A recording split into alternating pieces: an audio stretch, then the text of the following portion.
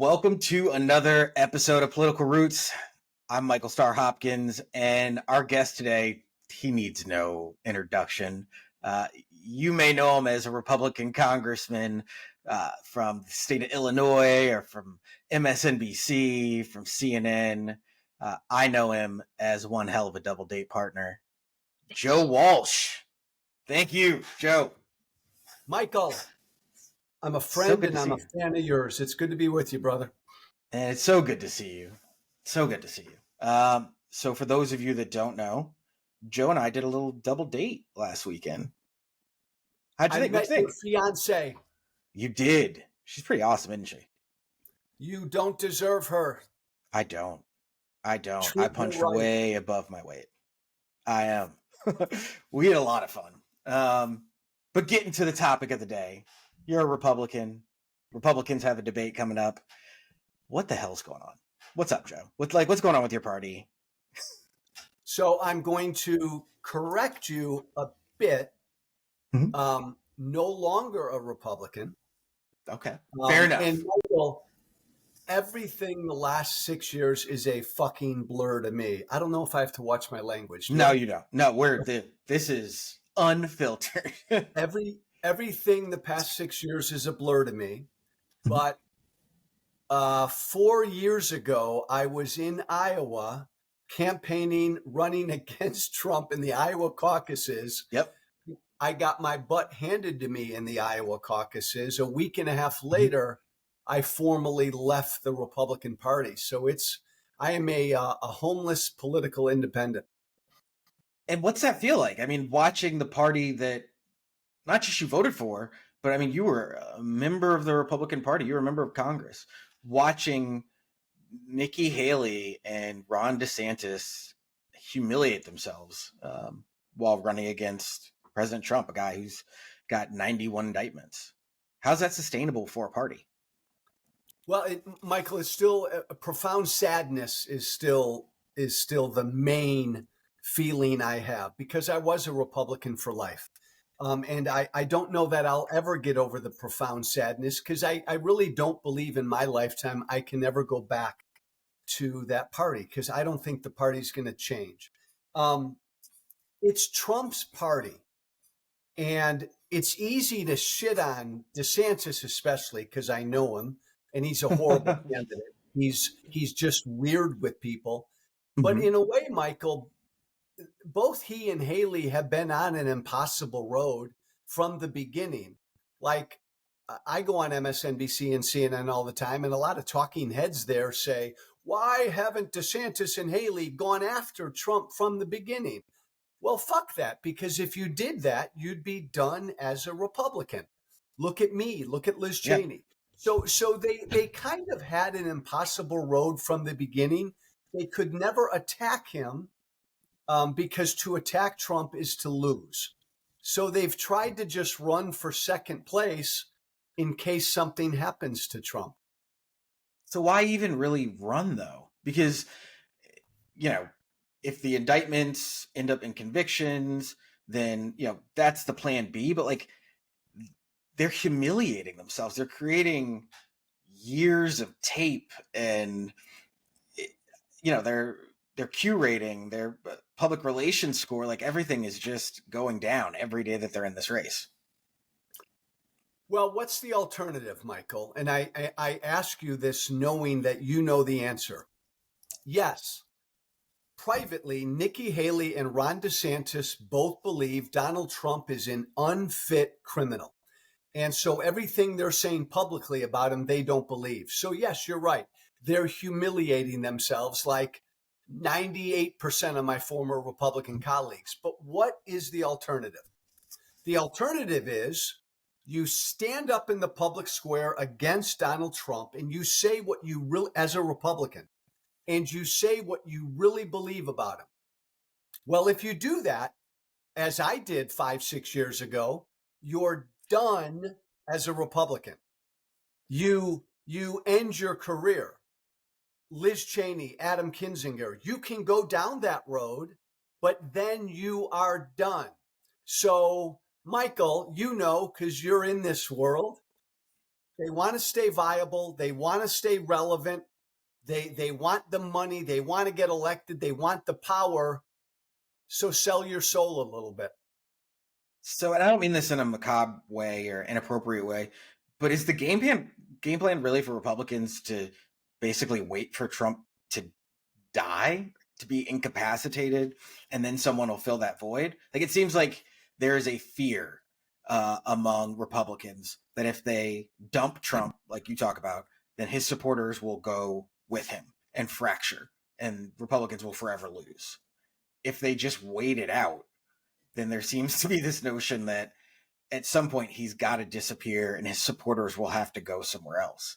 Is that really just where we are? Yeah. So I think they're fucked either way. It's too late, Michael. It's too late. Look, yes, deep down, Nikki Haley and Ron DeSantis from day one have been hoping that a heart attack or a jail cell takes Trump out. Period. That's been their entire campaign, and they will be the other person standing there. But, and you alluded to this, here's the problem. It's too late. If Trump isn't the nominee, whoever the nominee is can't win in November because a sizable chunk of Trump's following will not vote for the Republican nominee, and Trump will not support the Republican nominee. So it's weirdly, Michael, it's too late for Trump not to be the nominee if Republicans want to win in November. He said something yesterday after his appearance at the DC circuit that I thought was interesting. He said, if I lose this election because of these court cases, there's going to be bedlam. Trump doesn't say things just to say them.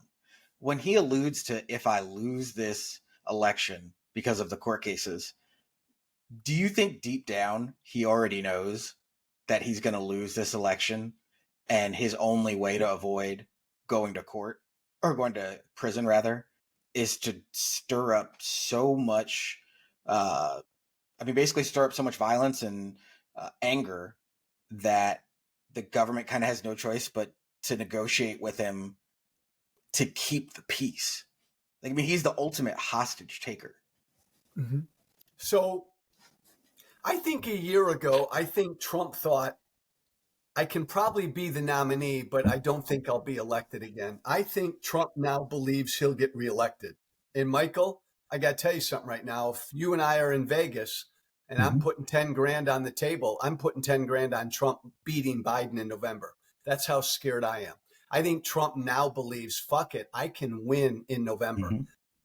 The other thing we know about Trump, and I wrote this in a piece for the Daily Beast 5 months ago, is Trump wants violence. It's not just that he's indifferent to it or he threatens it. He wants it. Everybody listening to us right now should understand that Donald Trump wanted there to be violence on January 6th. He wanted it. Why? He wants, win or lose, he fucking wants violence this year. And why do you think that is? What do you think this is all about? Does he really want to be a dictator? Is he really? Yes. That ain't a game. That ain't a game, man. Donald Trump wants to be a strong man. He wants to be an authoritarian, period. Having your following use violence to quell your opposition, key part of being a dictator. Trump believes, Michael, that if he leans into this dictator bullshit, it'll help him win. And look, Biden, you and I, if it's Biden, Trump, you and I are all in and we'll support Biden. Biden's not a strong figure. No. And Trump is banking on the fact that Americans, even though there's a lot of crap with Trump, at the end of the day, my fear, Michael, is too many Americans, would abandon democracy for a strong man to kind of right the ship. That should be scary. It's terrifying. And what do you think it is about Democrats right now that they can't get enough enthusiasm? I mean, let me rephrase this. Donald Trump has been indicted 91 times. He has lost the last election. He oversaw the worst response to a pandemic probably in our history of the modern world. But yet Biden is losing in a head-to-head. Why? And he's actually electorally, Michael, Biden's in worse shape Mhm. than people realize, because Trump didn't lose in 2020 by a lot. No, Uh, he didn't. I, you and I would join hands. I think you'd be with me. I'm a conservative. I'd get rid of the electoral college tomorrow, but that ain't happening. So vis-a-vis the electoral college, Trump barely lost. Right now, he's ahead. Why? I think a lot of it is because of Biden, and I support Biden. But Joe Biden's 81 years old. He's had a more consequential first term than Barack Obama. I Who the fuck totally, knows? Does anybody I, know that? Whose fault is that nobody knows that? Look, Michael, the bully pulpit, baby. Your president, half of your job is communicating to the American people, inspiring the American people, encouraging, boasting in front of the American people. Biden is incapable of that aspect of his job. That's a big, big deal. it is. It feels like he doesn't. You're a communications guy. Yeah, I mean, I bang my head against the wall every day because when you think about the achievements of this administration, capping the price of insulin at $35, we actually got infrastructure legislation, the CHIPS bill. I mean, it goes on and on and on. The unemployment rate, the fact that inflation is going down, the fact that pay is going up, like all of these things, they should be saying over and over and over again. And when you are critical of the comms apparatus that is Biden world, you get pushback. And it's not that we don't want to see them succeed, but you have to be able to point out areas where we're not doing the job that, and I say we, but Democrats aren't doing the job that they should be doing in messaging. And Yeah. But Michael, comms guy, Mhm. the Biden comms team has a tough job because their leader, Joe Biden, just is incapable of communicating. So you have a whole apparatus that has to figure out how to communicate this when their main guy can't communicate. You have that is all very the fair. other surrogates out there, Gavin Newsom and the rest, trying to do what Biden has to do, should do, but he's not capable of it anymore. This You is a really don't big, think he's capable of it? When you say well, capable, do you mean that is this like the whole mental faculty thing, or is it that you just think that the appearance, the delivery just isn't where it needs to be? I think there's a difference because I yeah. would agree with you. I think Look, his delivery is not that great anymore.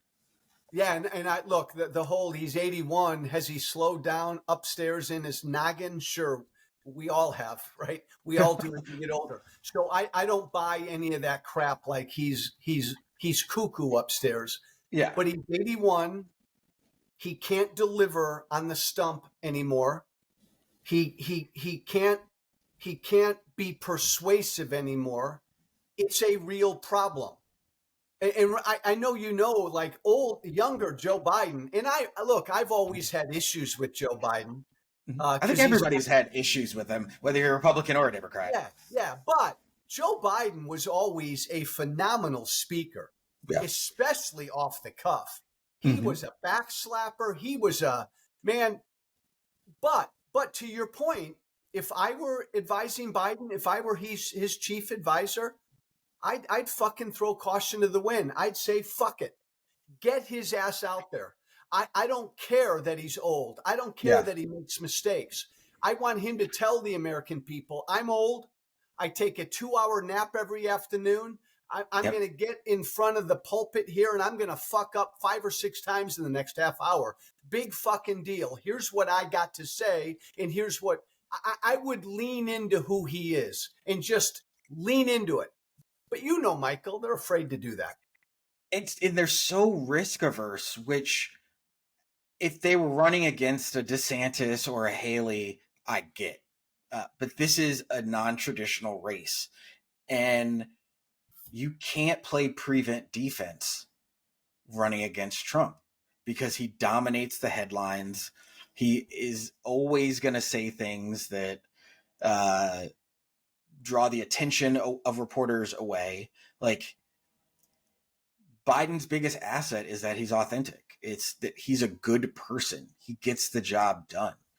And I don't feel like they lean into that enough. So you've identified their second weakness, Michael. There's an arrogance on the Biden team that believes, knock, knock, knock, at the end of the day, Trump so bad will win. And they lean on that. They depend on that. They're counting on that. That at the end of the day, Michael, everybody's going to come home because Trump's so bad and evil. And to your point, they think they can win without having Joe Biden out there doing Joe Biden and talking about how good they've done. All we have to do is say this guy's evil and he's an authoritarian. They think they can win that way. I'm not convinced. We shouldn't be. We learned in 2016 you can't run that kind of race. I mean, Hillary Clinton, I feel like, was the epitome of they tried to put her in a box and were very calculated in how they let her interact with the public. And their argument was, yeah, you may not like Hillary, but look how bad Trump is. Were they right? Yeah, but she lost because of it. I mean, I think the only way to beat Trump is to lean into it and punch him in the face. Tell the American public, like, this guy will sell you out for a quarter. He has no loyalty to anything other than himself. He will irreparably harm the country. He'll pull us out of NATO. He'll destroy healthcare. I mean, I think you just really have to, like, sit down, like you said, and just say, like, this is it. This is it, folks. Like, I don't know. Yeah, Michael, and I think they'll do a lot of that in their ads, but I'd like to see Biden do that. Now, I give Biden credit, Michael, in that he's right in leaning into this whole threat to democracy thing. He leaned into it in 22, and it succeeded. There's, you know me, there's nothing more important than the shape of our democracy right now, and Biden should lean into that. But what Democrats don't recognize, my Democratic friend, is Hillary. And Hillary didn't recognize this in 16. I am a populist. We are living in a populist moment. We've been in a populist moment for 8-9 years now. And Republicans demagogue the moment we're in. And Trump is offering us evil populism. But Democrats don't even understand the populist moment we're in, how angry and pissed off average people are at a bunch of shit. Michael, like, I'll give you one example. As we're recording this right now, there's a high school in Brooklyn. Right now, all the students were kept home today because 2,000 migrants that were being housed in tents on a field because the weather was shitty. Those 2,000 migrants were brought into the high school last night, and they're being sheltered in this Brooklyn high school today. And so there's no school in that Brooklyn high school today. Yeah. That will piss off everybody. But like, Democrats don't get it. And Republicans are demagoguing the shit out of that. Yeah, immigration is an issue where Democrats are getting destroyed on the issue of immigration. And they deserve to be.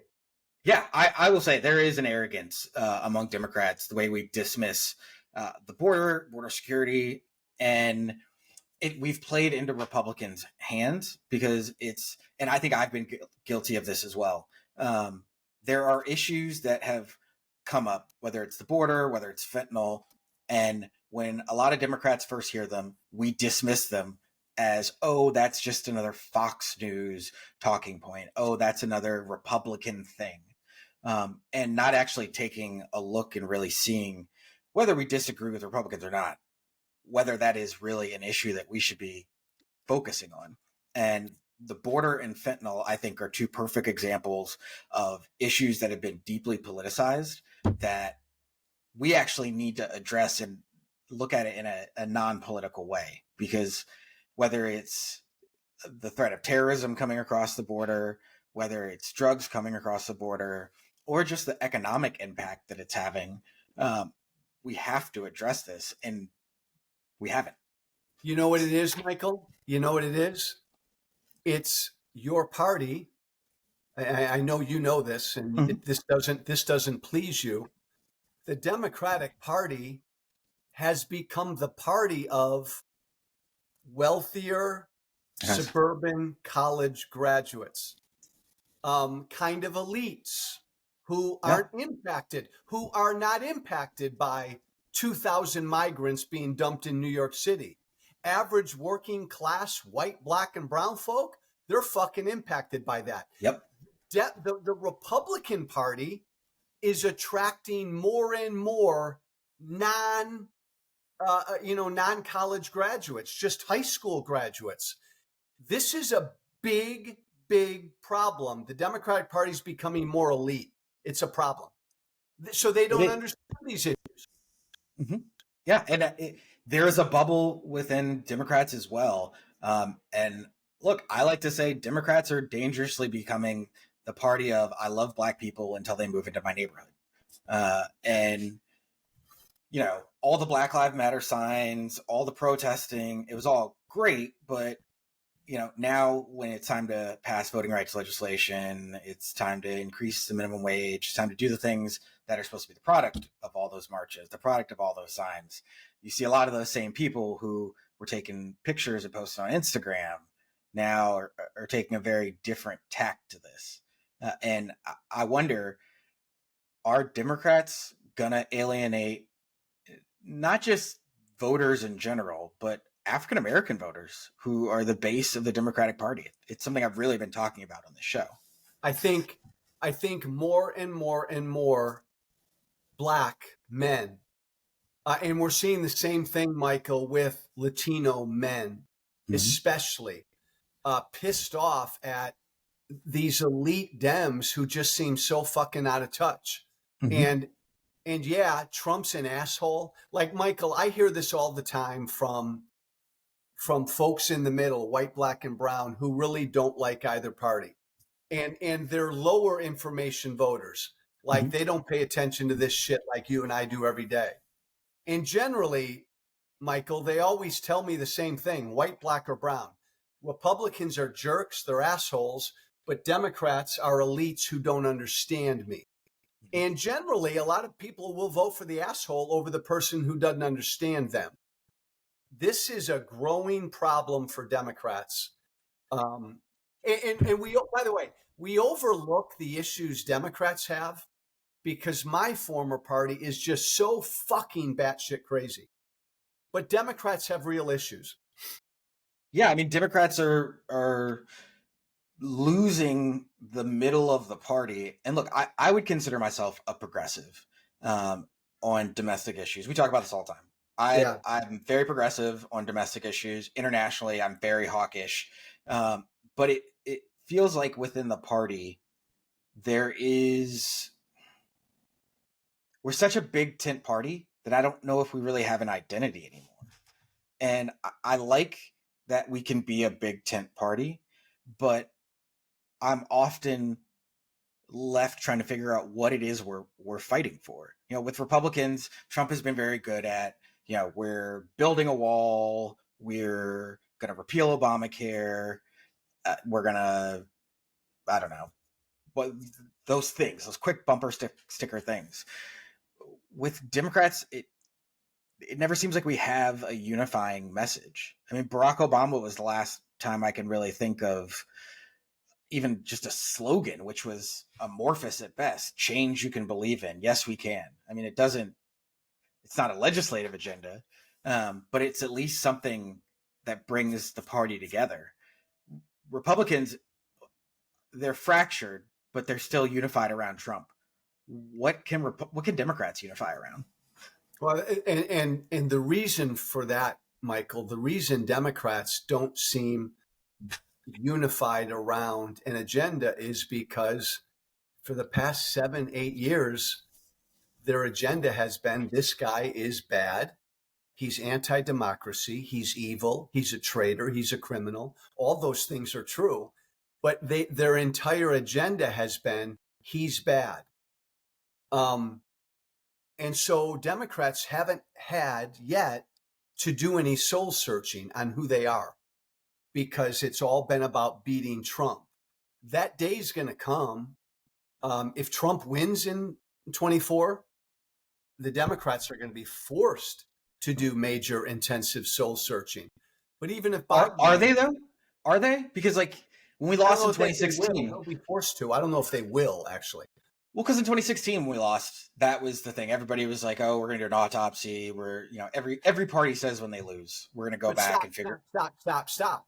The difference was you lost to Trump, somebody we've never seen before. So the next 4 years, all the Democrat agenda was, this guy's bad, we're running against him. That's all they focused on. Mm-hmm.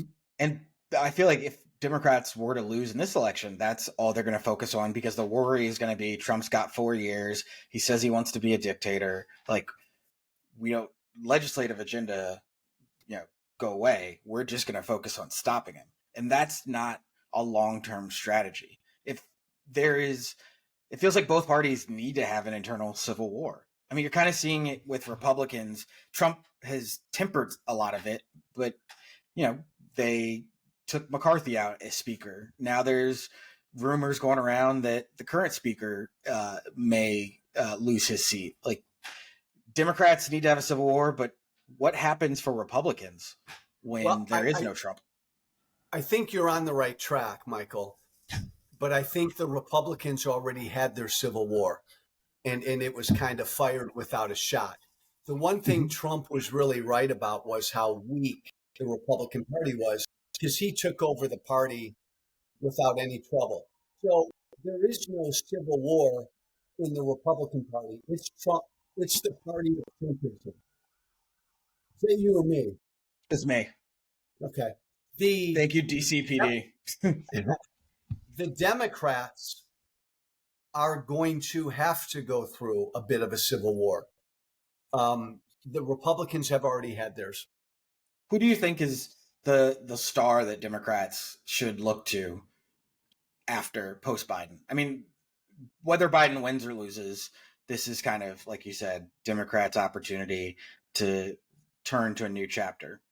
Who is that new chapter? Because it's going to be hard for Kamala Harris to not be at the top of a lot of people's lists as the former VP or current VP. So I go to this, and I'm not a Democrat, but I go to this, Michael.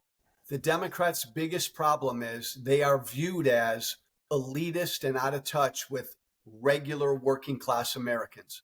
They are losing voters with just a high school degree. What Democrats need is fucking working class champions. They need who understand the fucking issues that regular working class people care about, like crime and fentanyl and the border. They need voices like this instead of these, elite, snobby AOC kind of voices talking about Green New Deal and all the rest. That's part of it, but no. So I need to find Democrats who can sit at a fucking bar in the middle of fucking Iowa and have a discussion with, two contractors about the shit they deal with every day. But why can't Harris? Republicans look at the Ted Cruz's, the Josh Hall, it's not like Republicans didn't go to Harvard, Princeton, Yale. Like, when you look at the lineup of universities attended by Republicans, it's the same ivory towers as Democrats. But for some reason, Republicans have been better at talking to voters than Democrats have. And it baffles me. Well, a lot of it's just demagoguery, but Republicans, and it was, Michael, I've always been this way. I'm a populist. I talk about regular everyday issues. Republicans do more of that. Like Trump does it, even if everything he's doing and saying is bullshit. I'm going to build a wall. I'll keep those people out. Okay, all bullshit, but he hears them. Mm-hmm. He listens to them. The Democrats roll their eyes when people talk about the problems at the border. And I hate to harp on this issue, Michael, but But small border towns in Texas and Arizona have been crying for years about how their communities have been overrun at the border. But Democrats have ignored it, laughed at it. But Mhm. now we got the mayor of New York City and the Democratic mayor of Chicago complaining about migrants in their cities. Where you been? So I think, to your point, give me a white, black, or brown son of a gun, male or woman, who can listen to and relate to folks. I don't know who that is. How do we fix the border, though? I mean, when you have such an expansive border, and most of the people who are actually here illegally are overstaying visas, not coming across the border, like there's a cognitive disconnect when talking about the border. So, Completely. how do we actually address immigration? Or is it just going to be one of those things like abortion was, where it's used as a wedge campaign issue rather, to fundraise off of the It's money? probably the latter. Yeah, it's probably the latter. I mean, my position has always been secure the fucking border. Nobody comes in illegally, but we need to dramatically increase legal immigration. Make it a lot. We're a country that needs immigrants, so make it a lot easier for people to come here legally. But the biggest problem right now, Michael, is this whole asylum process.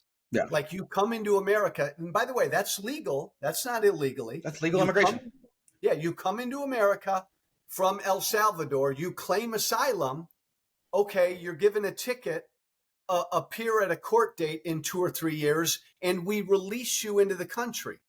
Which is what That's a, Republicans refer to as catch and release. yeah, and Republicans and Democrats, both parties have been doing this, Mhm. but that's a broken system. That's It a is. broken system.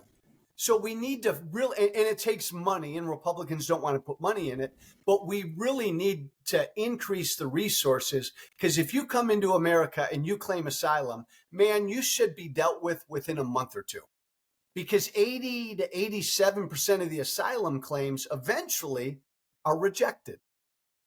So It.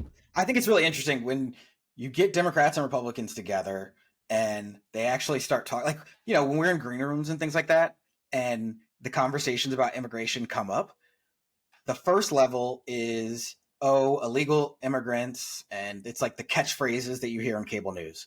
Once you wipe those away and we actually start talking about immigration, Democrats and Republicans really, they're not that far off. There's a lot of common sense discussions and policies, like in terms of putting up new technology on the border instead of building an actual physical border using infrared and using drones and things like that. Like hey, Republicans, Michael, Democrats, yeah, you're so spot on, and it's that way with most issues, right?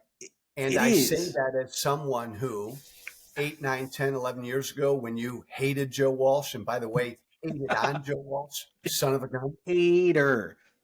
hater. I was one of the divisive son of a bitches who would be out there rattling off the talking points on the right, not at all interested in compromise. Both sides are incentivized Yeah, to just push their base talking points. yeah, because I hear words like illegal immigrant, uh, or the combination of illegal immigrant, crime, rape, murder, and automatically I'm like, all right, fuck it. Like, I don't want to hear anything you have to say. Where there's no room for negotiation. It's a very emotional, visceral response, and so much of our debate, whether it's healthcare, whether it's immigration, is visceral responses. And then once you get past that first layer of visceral response, then you hear people go, okay, well, like, I don't really agree with you, but like, there's some middle ground in there. But we never get to that second level of conversation. So I'm older than you, and I'm probably darker than you, though your skin, So much. though- So yeah, much. your skin color is darker than me, but I have a darker outlook, Michael.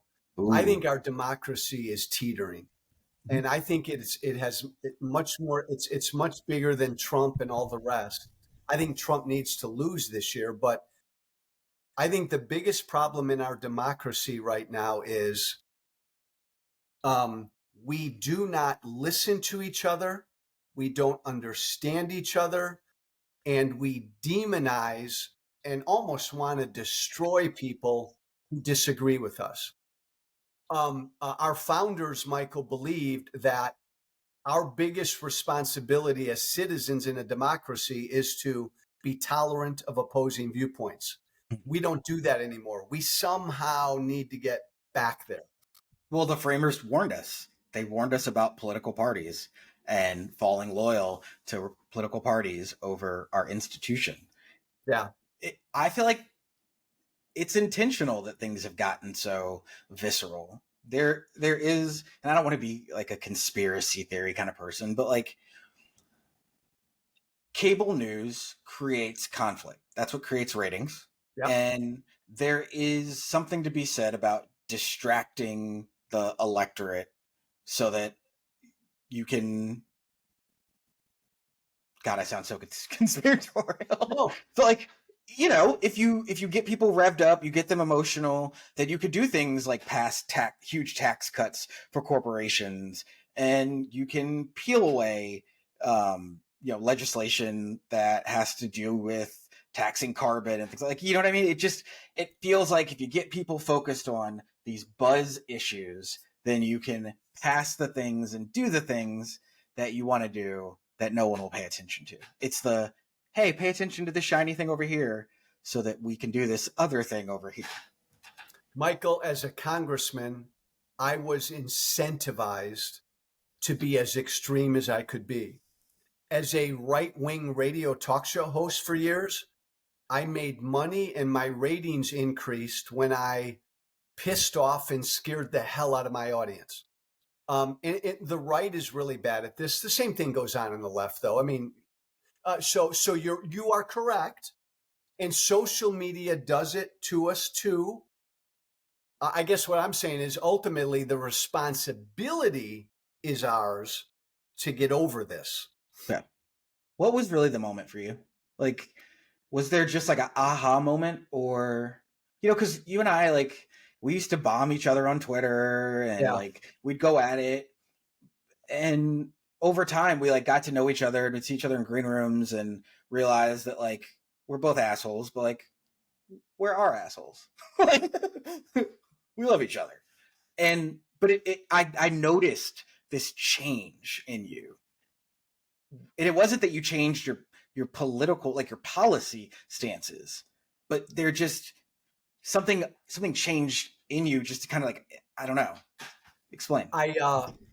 Michael, I got tired of being a political asshole. Yeah. I got tired of being a divisive son of a bitch. And what woke me up was the election of Trump, because his supporters were my supporters.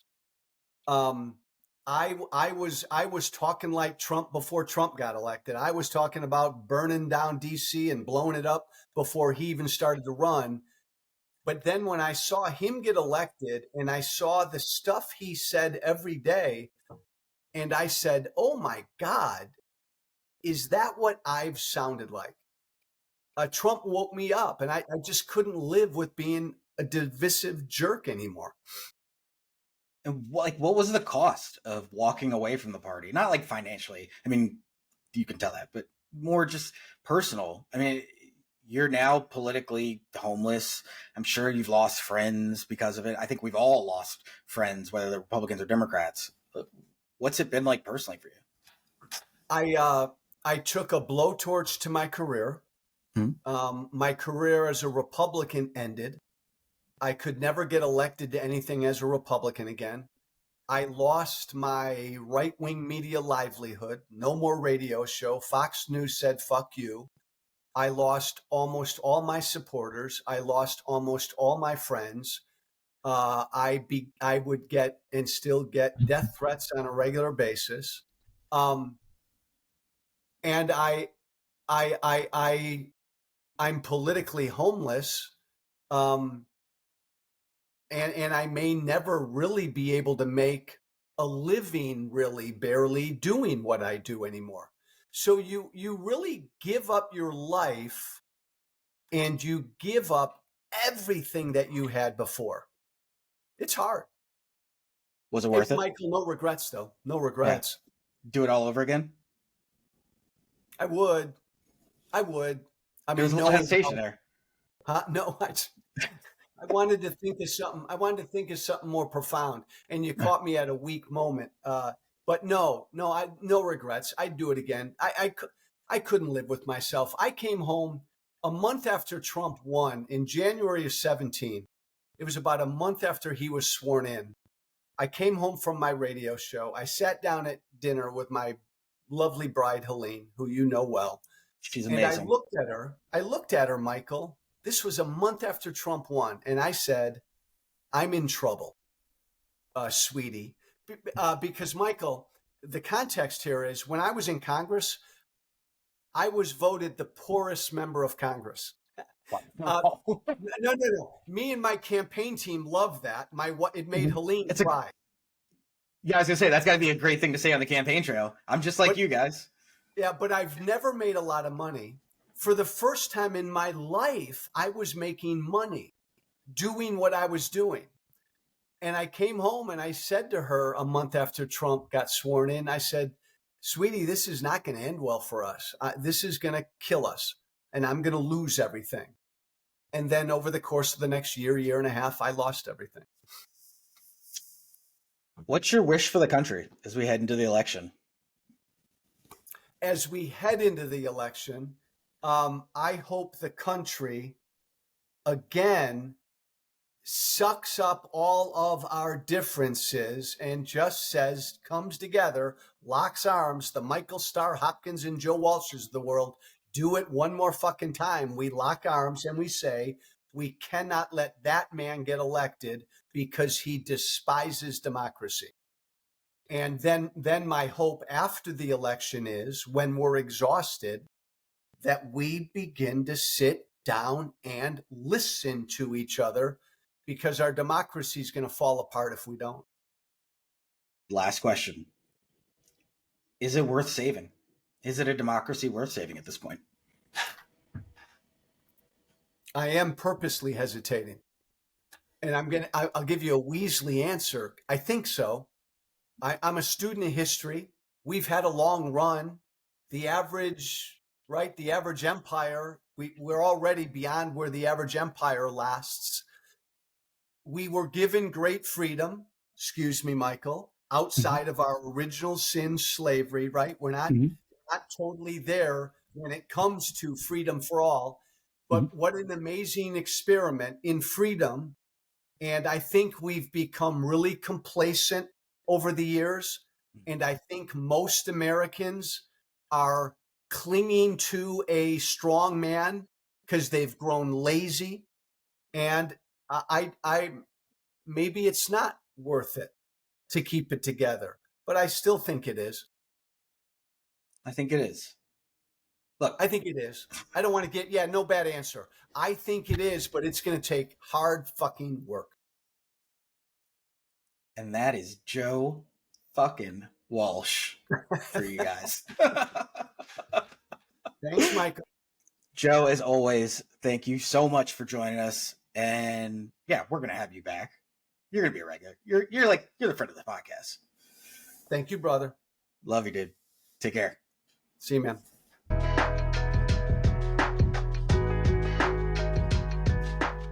And that's another episode of Political Roots. I want to thank our guest, Joe Walsh, for joining. It's never a dull moment when Joe joins. I want to thank you guys for continuing to listen. And look, I don't know where 2024 is going to end up, but stay curious. We're going to figure this out together. I'm Michael Starr Hopkins, and this is Political Roots. Take care.